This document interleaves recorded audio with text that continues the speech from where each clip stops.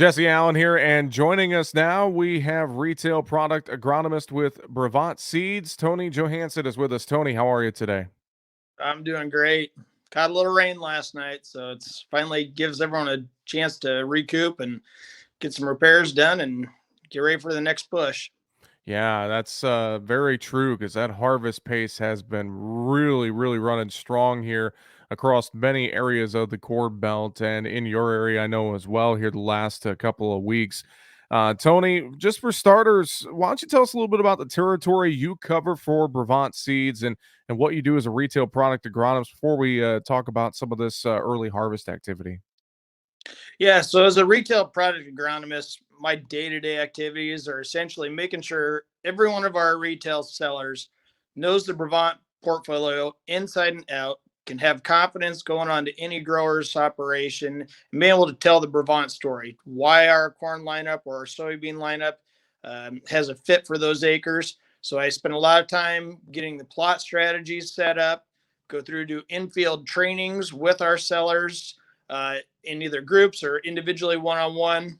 We walk through, look at some impact data, and at the end of the year, I pull all the plot data together. We have post-harvest meetings.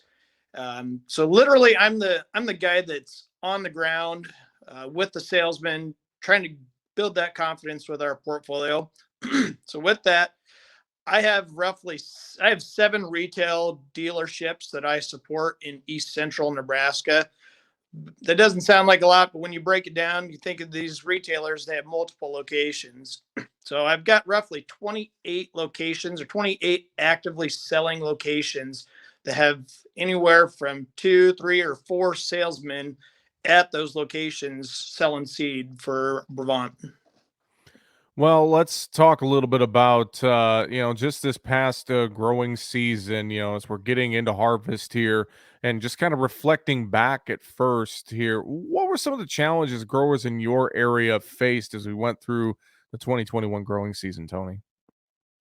If I take a step back and think about the issues we had in 2020, 2021 seems like a breeze, to be honest. We had severe drought last year, and this year we got some timely rains. The crop went in at what I would probably consider a record pace. We didn't have any issues getting it in the ground. Uh, we had a good early season growing conditions. We caught a little moisture. It stayed wet up till the middle of June. We did see a few wind events that came through, which helped the Brevant story as we're building a portfolio based upon strong agronomics. And we can see some of the competitors having some issues in terms of standability, green snap. Really helps tell the Brevant story on why we need to diversify the portfolios within these retail sellers. Once we got about mid-July into the bulk of August, it turned hot and dry. We didn't quite get to what I would call a drought, but we definitely were below average on precipitation. We also saw quite a few issues poking up this year with rootworm feeding, very high pressures. You can see the guys that historically manage their crops, beetle bomb, do all the right agronomic add-ons to try to control rootworms. They probably didn't spend the money last year when we got to drought, and those issues reared their ugly head this year. And then, of course, having that wet June period when we kind of got into that reproductive stage on the soybeans, white mold started sneaking in earlier than guys realized, and then we got here to this late July, mid-August time frame. We started seeing a lot of soybean plants start to die off. Guys are asking what's going on. Get out there, you start evaluating and spend some time in the field.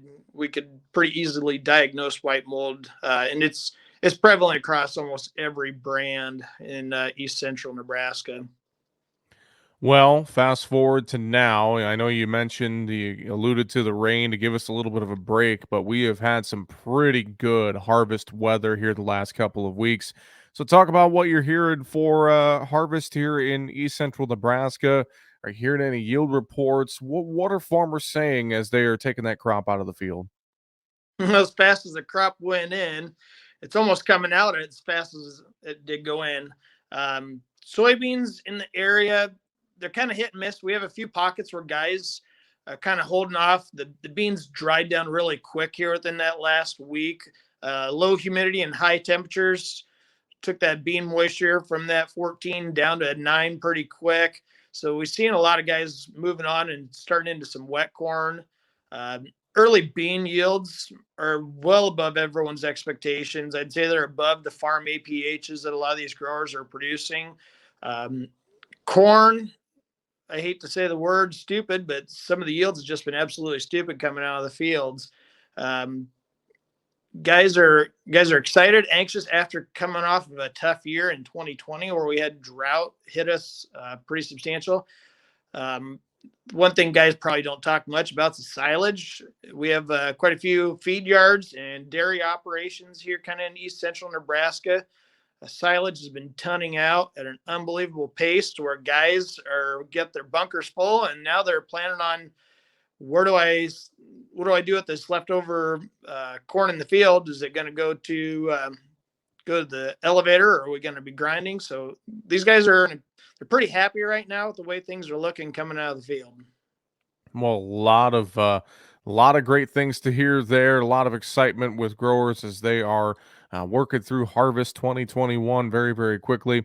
And Tony, we appreciate the time this week. I know you'll join us again next week for another look at conditions and also looking ahead to 2022. But for now, we appreciate the time. I know folks can learn more as well. Brevant.com. Tony, appreciate the time. Thanks for joining us this week. Absolutely.